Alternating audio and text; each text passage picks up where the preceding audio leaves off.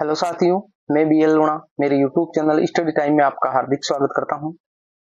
आज हम इस क्लास के अंदर शब्द शुद्धि के बारे में पढ़ेंगे। तो जो शब्द शुद्धि है वो एक ऐसा टॉपिक है जो हम हमारे दैनिक जीवन में इसका बहुत ही महत्वपूर्ण योगदान है, क्योंकि जब हिंदी भाषा की बात आती है तो वहां पर हम शब्दों को शुद्ध लिख नहीं पाते हैं, शब्दों को शुद्ध बोल नहीं पाते हैं।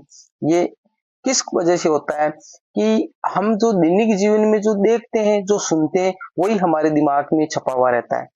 तो कई तरह की अशुद्धियां हैं जो हम हिंदी में करते हैं, वचन से संबंधित करते हैं, संधि से संबंधित करते हैं।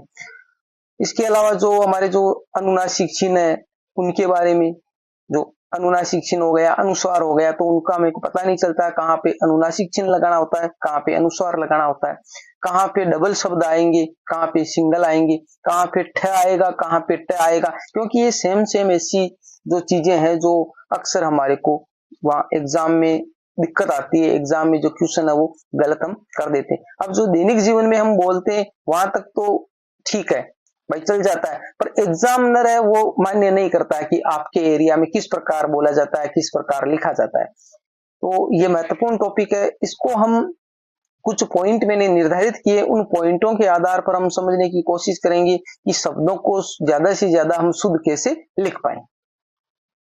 तो अगर आप मेरे चैनल पर पहली बार विजिट कर रहे हो तो चैनल को सब्सक्राइब कर ले, बेल आइकन को ऑल पे प्रेस कर ले, ताकि जब भी मैं कोई नया वीडियो अपलोड करूं तो उसका नोटिफिकेशन आपको तुरंत मिल सके। यानी यहाँ पर हम संपूर्ण फर्स्ट ग्रेड का कोर्स कर रहे हैं, तो जो सारी वीडियो है हिंदी की जो हमारे फर्स्ट ग्रेड का सिलेबस है उससे संबंधित है। इसके अलावा आप किसी भी एग्जाम की तैयारी कर रहे हो जिसके अंदर आपकी हिंदी भाषा है, तो भी आप मेरे चैनल से नियमित जुड़ सकते हो।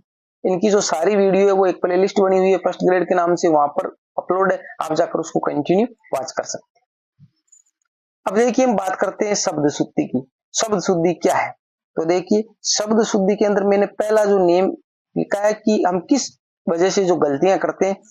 निम्नलिखित शब्दों में सदैव अंत्य ई छोटा है का प्रयोग हर स्वय ही होता है।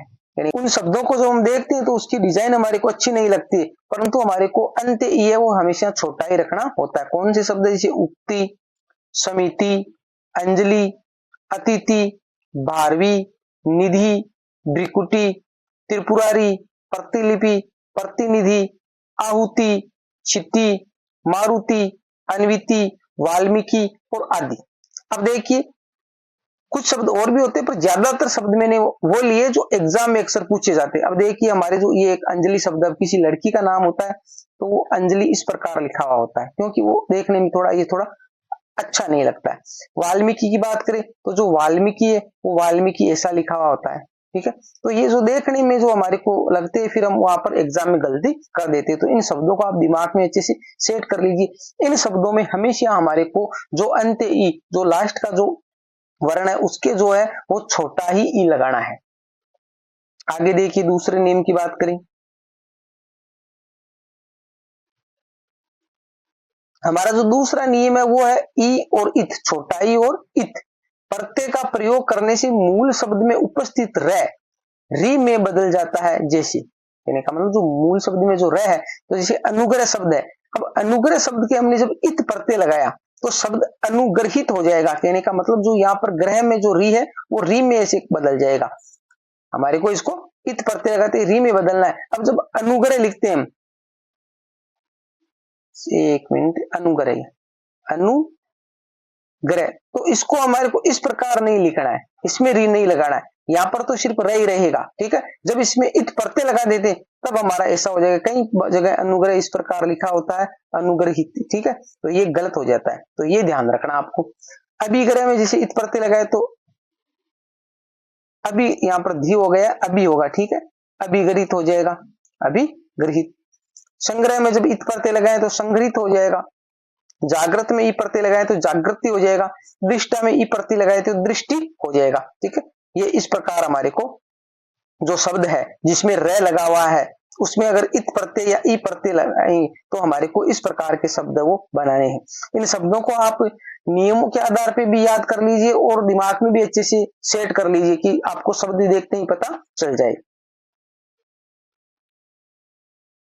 आगे है संधि की प्रयोगगत अशुद्धियां, यानी जो संधि है उस संधि के हिसाब से भी कुछ गलतियां हम करते हैं कि उसमें संधि काम में न लेकर हम अपनी मर्जी से शब्दों को बना लेते हैं, तो वो भी गलत हो जाते। देखिए जैसे शब्द इधर लिखा है अनाधिकार, अनाधिकार, बाकी संधि की बात करें तो ये अनधिकार होगा, क्योंकि इसके अंदर जो अन है बस यहां पर अधिकार शब्द है, अधिकार शब्द है। तो ये ए जो हलंत वाला है ये व्यंजन हो गया और ये स्वर हो गया, दोनों मिलकर इसकी व्यंजन संधि है यहाँ पर, ठीक है। अभ्यार्थी हम लिखते हैं, अभ्यार्थी गलत है, यानी इधर वाले जो शब्द है वो सारे इधर वाले है वो क्या है, गलत है, और जो कोष्टक में दिए गए शुद्ध है। तो अभिधन अर्थी, अभिधन अर्थी, तो इसके अंदर कौन सी संधि आप मेरे को कमेंट करके बताइए। अभिधन अर्थी, अभ्यर्थी में तदानुकूल ये गलत है, तदधन अनुकूल होगा, क्योंकि यहाँ पर तत् है, तत् उपसर्ग लगा हुआ है, तत्धन अनुकूल, अनुकूल, तो यहाँ पर व्यंजन संधि हो रही है। पुनरावलोकन नहीं होगा, पुनरावलोकन होगा, क्योंकि पुनर उसके हलंत लगेगा फिर आगे अवलोकन शब्द है, ठीक। तो ये जो शब्द है क्योंकि देखने में पता नहीं चलता है। अभ्यर्थी जो अभ्यर्थना ये गलत है, अभ्यर्थना होगा, अभिधन अर्थना, उपरोक्त शब्द गलत होता है, उपरिधन उक्त है। अनुदित शब्द ये गलत है, क्योंकि अनुदित में ये जो उ की मात्रा वो बड़ी आएगी, तो अनुदित होगा। कविंद्र ये गलत है, क्योंकि बड़ी आएगी कविंद्र में। मैंने संधि को अच्छे से समझाया, अगर आपने नहीं देखी तो संधि वाली क्लास जाकर देख लीजिए आप। और यहाँ पर मैंने वही शब्द लिए जो एग्जाम में अक्सर बार बार पूछते हैं और वो गलत होने की संभावना होती है। कविंद्र की बात करें, कविंद्र हो गया। अभ्यारण्य देखिए ये गलत है, क्योंकि भय इसमें पूरा आएगा। मैंने आपको कई बार बताया एक का मतलब नहीं होता है, भय का मतलब डर होता है, और अरण्य का मतलब जंगल होता है, तो अभ्यारण्य इस प्रकार होगा। उज्जवल, उज्जवल में देखो उज्जवल शब्द है वो इस प्रकार लिखा हुआ होता है, ऐसा नहीं होगा, क्योंकि उसके अंदर उत है, वो तो क्या उपसर्ग है, और जवल है वो मुख्य शब्द है, तो जवल हम इस प्रकार लिखते हैं, तो इसलिए उज्जवल बना है। तो इस प्रकार होगा, दोनों ही आधे आएंगे। हमारे को जब आधे लिखते हैं तो थोड़ा अटपटा सा लगता है, शब्द है वो देखने में सुंदर नहीं लगता है। पुनरुत्थान गलत है, पुनरुत्थान होगा, पुनर्धन उत्थान, इसमें पुनर ही है, पुनर, और यहाँ पर आगे उत्थान जो मुख्य शब्द है इसमें। लघुतर में बड़ा आएगा, लघुतर। तो ये जो सारे शब्द है जो संधि के कारण गलत हो रहे हैं, तो इनको भी आप अच्छे से दिमाग में सेट कर लीजिए। आगे हमारा अनुनासिक चिन्ह, यानी कहां पे हमें अनुनासिक चिन्ह लगाना है और कहां पे अनुसार लगाना है ये देखना है। तो देखो तद्भव शब्दों के साथ, जैसे ऊंट, आंख, गांधी, ईख, इनमें क्या है, ये तद्भव शब्द है, तो इन तद्भव शब्दों में हमारे को अनुनासिक चिन्ह लगाना, अनुस्वार नहीं लगाना है। दीर्घ स्वरों के साथ चंद्र बिंदु का प्रयोग होगा। दीर्घ जो स्वर होते हैं, दीर्घ का मतलब बड़ा, जिस प्रकार यहाँ पर जैसे ऊ है बड़ा आया, आ बड़ा है, क्योंकि ऐसे आ होता है, इसमें आ है, इसमें बड़ा ई है, तो यहाँ पर कहने का मतलब ये कह रहा है दीर्घ स्वरों के साथ में चंद्र बिंदु का प्रयोग होगा। बहुवचन शब्दों के साथ में, जैसे लड़कियां, चिड़िया, यहाँ पर देखो ये लड़कियां, लड़कियां जो शब्द लिखा है इसके अंदर छपा हुआ है अनुस्वार, ये बाकी इस पर चंद्र बिंदु आएगा, लड़कियां, ठीक है। ये चिड़िया, इस प्रकार जो शब्द है।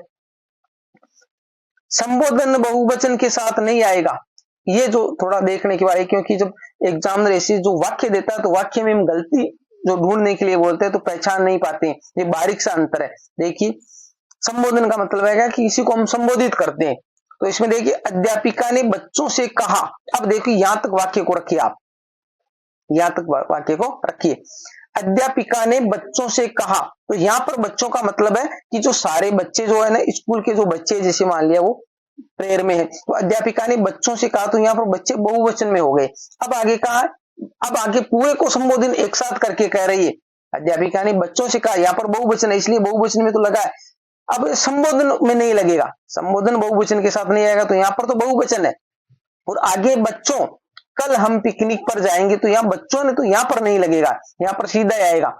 यहाँ पर ये जैसे ऊपर टिमकी लगी हुई है ना, तो ये चंद्र बिंदु का काम करते हैं। जिस प्रकार ऊपर मात्रा लग जाती है, तो मात्रा जिसके लगती है उसके यहाँ पर चंद्र बिंदु नहीं लगाते, सिर्फ हम ये बिंदी ही लगाते हैं, जिसको अनुसार बोला जाता है। परंतु ये अनुसार नहीं है, ये चांद का काम कर रही है, मात्रा है वो चांद का काम कर रही है। तो यहाँ पर जो बहुवचन है वहां पर लगाएंगे, बाकी संबोधन में हम नहीं लगाएंगे। तो बच्चों कल हम पिकनिक पर जाएंगे, तो सारे बच्चों को एक साथ वो संबोधित कर रही है, तो संबोधन में नहीं लगेगा। तो ये बात भी ध्यान रखनी है कि कहाँ कहाँ में अनुनासिक चिन्ह लगाना है और कहाँ नहीं लगाना है।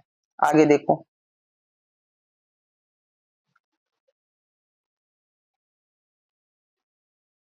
हमारा आगे 5 नंबर कह रहा है महाप्राण ध्वनियों के साथ, जैसे कहाँ, हंस। अब महाप्राण ध्वनियां मैंने आपको बताई है। महाप्राण ध्वनियों की बात करें तो जो वर्गीय ध्वनियों में दूसरा और जो चौथा होता है, दूसरा और चौथा, जिस प्रकार हमने क, ख, ग, घ और अंग लिखा, ठीक है, तो इसके अंदर हमारा दूसरा तो ये ख हो गया और चौथा हमारा ग हो गया। तो इसी प्रकार वर्गीय ध्वनियों में जो दूसरा और चौथा होगा वो तो महाप्राण होंगे। इसके अलावा तालव्य स होता है, वो महाप्राण होता है, मूर्धन्य स होता है, दंत्य स होता है, और जो है होता है वो महाप्राण होता है। इसके अलावा जैसे हम ए की बात करें जिसकी विसर्ग लगा हुआ है, तो ये भी महाप्राण में आता है। तो ये सारे महाप्राण में काउंट होते हैं। बाकी अच्छे से इनको समझना है तो मेरे YouTube चैनल पे वर्णमाला की क्लास है, उसमें मैंने सारे महाप्राण, अलप्राण, घोष, अघोष, अर्धसव सारे जो है वो अच्छे से समझाए, आप जाकर उसको देख सकते हो। तो ये कह रहा है जैसे कहाँ, हंस, इस प्रकार। रेप का प्रयोग, रेप का मतलब होता है जो ऊपर जिस प्रकार हम जो रे लगाते हैं, जिस प्रकार हमने हर्ष शब्द लिखा, ये ऊपर जो रे लगा, हार्दिक शब्द लिखा तो ऊपर रे लगा, तो इस प्रकार वो रे है वो कहां लगाना होता है हमें। देखिए आगे शब्द दे रखे,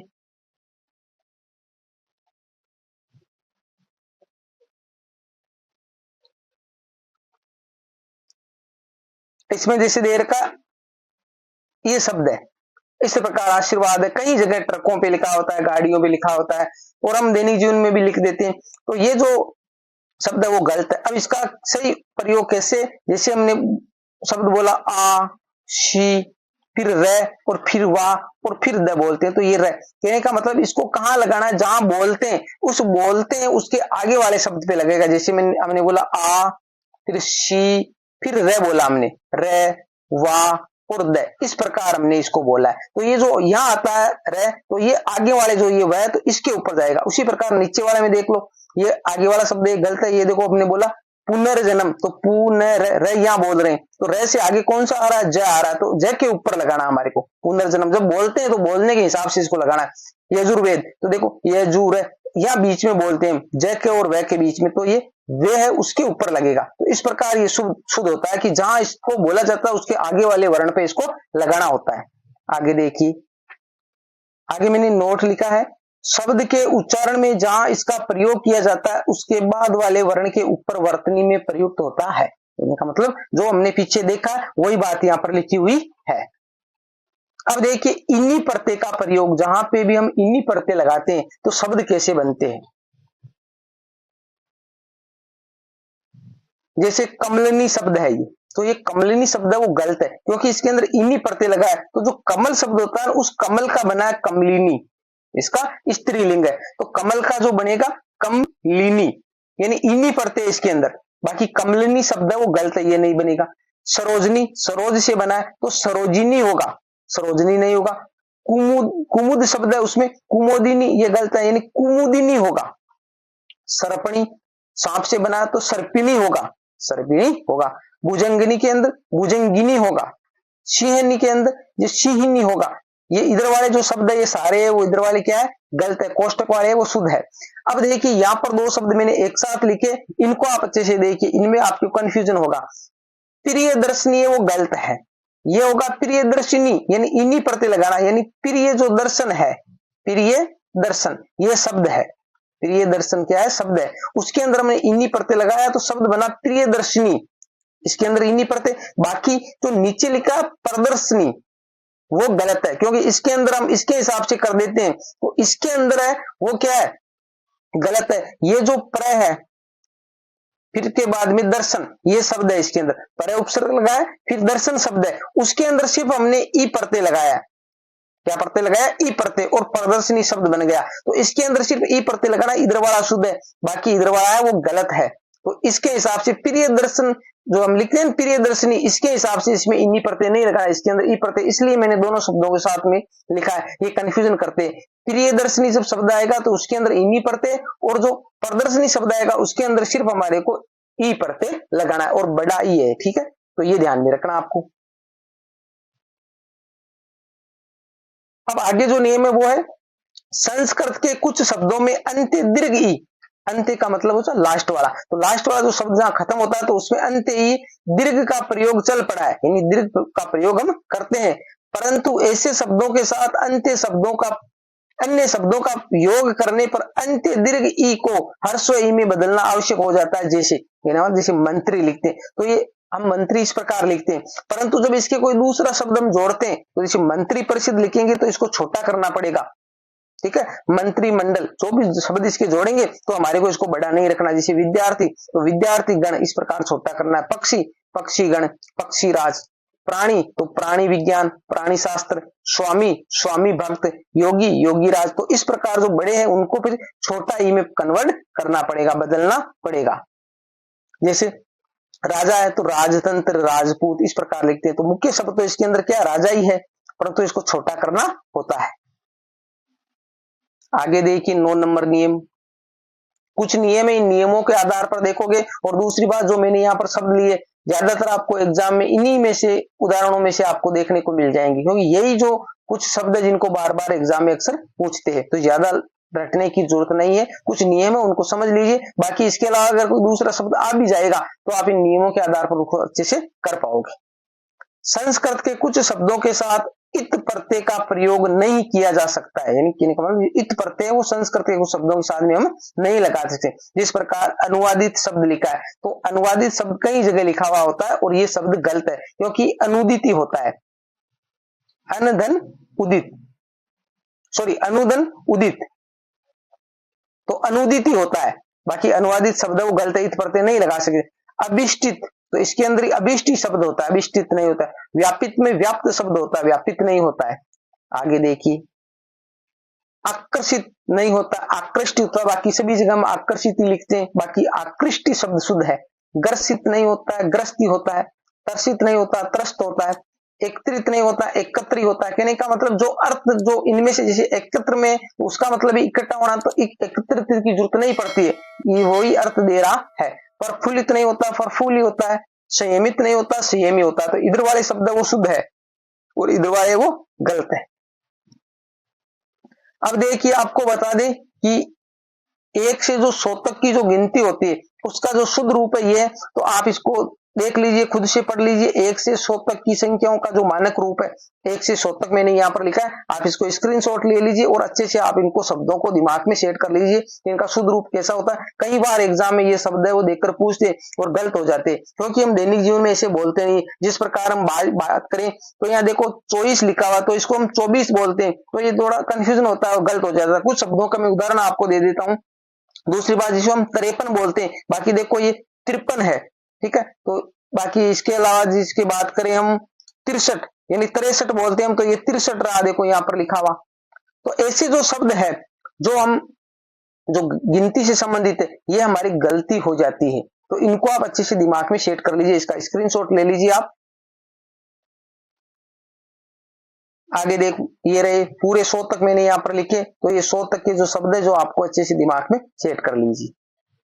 आगे देखो,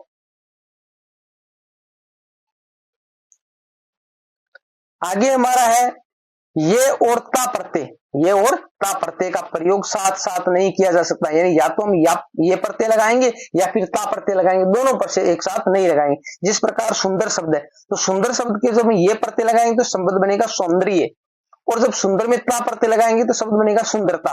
परंतु जो नीचे लिखा होता है सौंदर्यता, तो ये सौंदर्यता शब्द गलत है, ये और ता प्रत्यय दोनों एक साथ नहीं लगाएंगे। फिर देखो मधुर शब्द है, उसके अंदर ये प्रत्यय लगाए, शब्द बना माधुर्य। आगे देखिए, फिर इसके हमने मधुर के ता प्रत्यय लगाए, शब्द बना मधुरता। बाकी माधुर्यता शब्द है वो गलत है, दोनों प्रत्यय एक साथ नहीं आएंगे। वत्सल में हमने ये प्रत्यय लगाया, शब्द बना वात्सल्य। वत्सल में ता प्रत्यय लगाया, वत्सलता।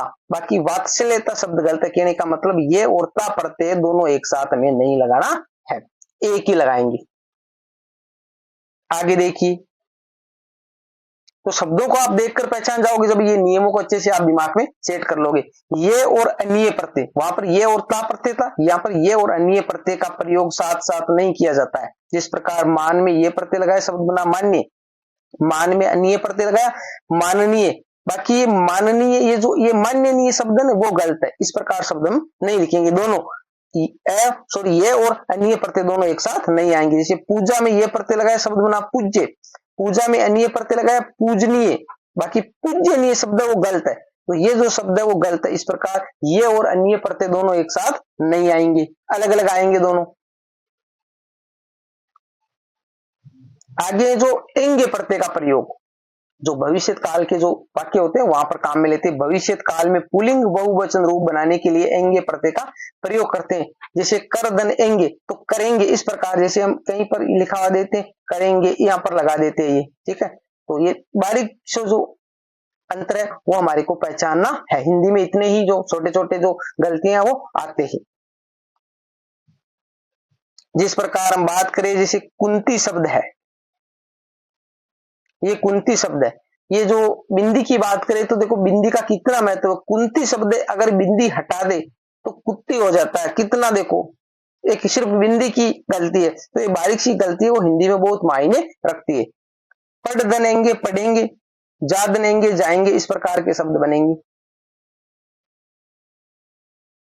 आगे हमारा नेम है वान और मान प्रत्यय। तो आपको बता दें, वान है उसका स्त्रीलिंग वती होता है और मान है उसका स्त्रीलिंग मती होता है, ठीक है। तो वान और मान प्रत्यय का प्रयोग किस प्रकार करना है, अकारांत और आकारांत। अकारांत और आकारांत का मतलब है जहां आपके शब्द का अंत ऐसे हो रहा हो और शब्द का अंत आ से हो रहा हो, उसको बोलते हैं आकारांत और अकारांत, ठीक है। शब्दों के साथ वान प्रत्यय का प्रयोग होता है, यानी जहां से शब्द का अंत ऐसे होगा और जहां से शब्द का अंत आ से होगा। तो देखो श्रद्धा, उसमें आ से अंत हुआ तो यहां पर वान लगाएंगे, श्रद्धावान। गुण ऐसे हुआ तो गुणवान, धन ऐसे हुआ धनवान। अपवाद की बात करें, यहाँ पर एक अपवाद है गाड़ी, इसमें देखो ई आया फिर भी हमने गाड़ी वान लगाया, ये एक शब्द है वो अपवाद है। हिंदी में अपवाद भी है, संधि में भी अपवाद चलते, तो ये ध्यान में रखना आपको। ज्यादातर है वो ए और आ से अंत होगा शब्दों को, उसके में वान प्रत्यय लगाना है। अब जैसे स्त्रीलिंग की बात करें तो गुणवती भी हो जाएगा, गुण वान है तो वती भी हो जाएगा, वान का स्त्रीलिंग वती होगा। फिर आगे देखो, इकारांत और उकारांत, यानी जहां से शब्द का अंत ई से होगा या उ से होगा, शब्दों के साथ मान प्रत्यय लगाएंगे। जैसे श्री तो श्रीमान हो जाएगा, धी धीमान हो जाएगा, इस प्रकार। अब देखिए जो है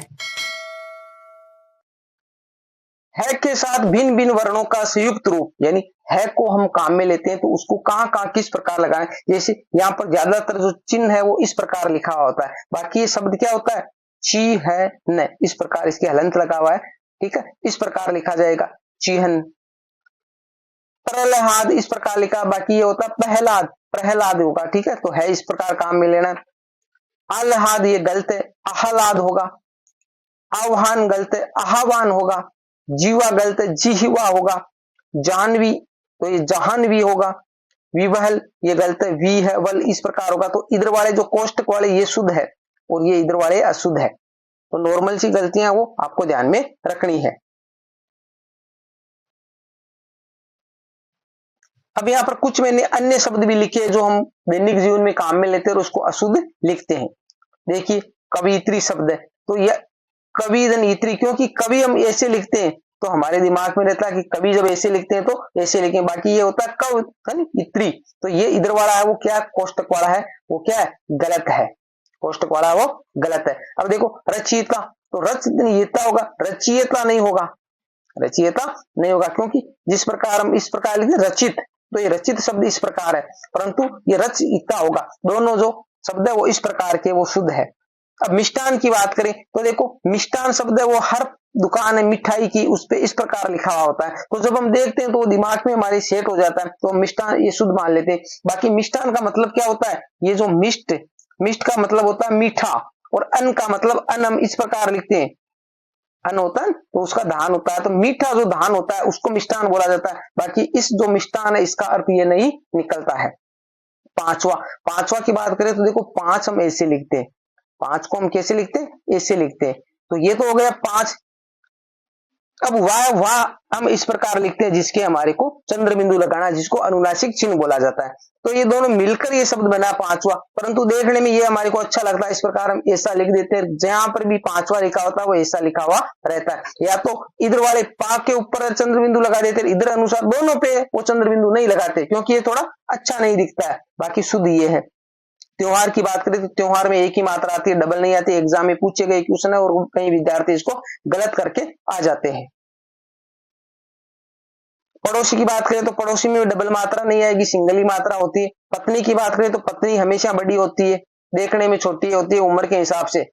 भाई शादी की बात करें तो 18-21 का रूल किया हुआ है, भाई लड़का 21 का होना चाहिए, लड़की 18 की होनी चाहिए, परंतु देखने में लड़का बड़ा है परंतु हकीकत में पत्नी ही बड़ी होती है, ये आपको दिमाग में सेट कर लेना है, ठीक है। तो पत्नी हमेशा बड़ी होगी। दिवारात्र है वो शुद्ध होगा, दिवारात्रि नहीं होता है। पूज्य है उसके अंदर बड़ी मात्रा आएगी, पू के अंदर छोटी मात्रा नहीं आती है। बीमार में बड़ी आती है, ये छोटी वाली कई जगह ऐसा लिखा हुआ होता है। ये वो शब्द है जो बार बार एग्जाम में पूछे जाते। अंतर्धान है वो शुद्ध होता है, अंतर ध्यान नहीं होता है, ठीक है, ये गलत है, अंतर्धान होता है। अधिशासी मैंने बता दिया, क्योंकि अधिशासी है वो इस प्रकार लिखा होता है और ये गलत हो जाता है, क्योंकि अधि है वो उपसर्ग है इसके अंदर। और जो शासी शब्द की बात करें तो शासी शब्द है वो शासन से लिया गया है, शासन से लिया, क्योंकि अधिशासी अभियंता नाम सुना आपने, तो ये शासन से लिया गया। तो ये जो शास शब्द है उसके हमने सिर्फ बड़ा ई है वो प्रत्यय लगाया है इसके अंदर, तो शासी शब्द बना है। खंभा, खंभा होता है, खंभा नहीं होता है, ठीक है। तो ये आपको दिमाग में अच्छे से ध्यान में रखना है। आगे हमारा शब्द है उपलक्ष्य। ये शुद्ध उपलक्ष्य नहीं होता, कई जगह उपलक्ष्य लिखा होता है, उपलक्ष्य होता है, ठीक है। गण्यमान्य होगा, गणमान्य नहीं होगा, ये गलत है, गण्यमान्य होगा। अहिल्या होता है, अहिल्या नहीं होता है, ये गलत है। गजानन होता है, गजानंद नहीं होता है, क्योंकि गज धन आनंद, आनंद का मतलब होता है मुख, तो गज यानी हाथी, जिसके हाथी का मुख लगा वो गजानन है, बाकी गजानंद नहीं होता है। तो आप समझ गए, ये जो शब्द है जो बार बार एग्जाम में आते हैं और हमारे अक्सर गलत हो जाते हैं। तो संधि के जो शब्द शुद्धि के जो सारे नियम थे वो मैंने आपको अच्छे से समझा दिया। जो शब्द बार बार एग्जाम में पूछे जाते हैं वो शब्दों को मैंने यहाँ पर लेकर आपको अच्छे से समझा दिया। बाकी आप ज्यादा से ज्यादा खुद अपने से जो एग्जाम में आए हुए क्वेश्चन उनको यहाँ देखकर शुद्ध करने की कोशिश कीजिए। जितना ज्यादा अभ्यास खुद से करोगे उतना ज्यादा आप में अच्छा निखार आएगा, ठीक है। वीडियो पसंद आई है तो इसको लाइक करिए, अपने दोस्तों के साथ में भी शेयर कीजिए। आगे वाली जो क्लास है वो हम वाक्य शुद्धि से संबंधित करेंगे। अभी तक आपने चैनल को सब्सक्राइब नहीं किया तो सब्सक्राइब जरूर कर ले। मिलते हैं अगली वीडियो में, तब तक के लिए जय भीम, जय भारत।